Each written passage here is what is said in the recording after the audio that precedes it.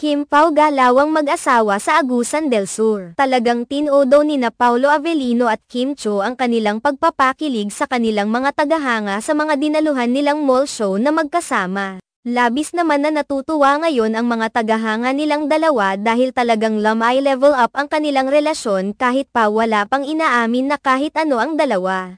Sa kabila ng pagbuhos ng malakas na ulan sa Agusan del Sur ay hindi ito nakahadlang kina Kim Cho at Paolo Avellino na magbigay ng saya at kilig sa kanilang mga tagahanga na hindi rin inalintana ang malakas na ulan. Masilayan lamang sina Paolo Avellino at Kim Cho. Nadagdagan pa ang nadaramang kilig ng maraming mga netizens nang kumalat ang video pagkatapos ng show kung saan makikitang pinahiram ni Paolo Avellino ang kanyang jacket kay Kim Cho upang mabawasan ang lamig na nadarama nito. Kinilig ang maraming mga fans ni Kim Cho dahil talagang makikita umano kay Paolo Avellino ang kanyang care at pag-aalaga kay Kim Cho.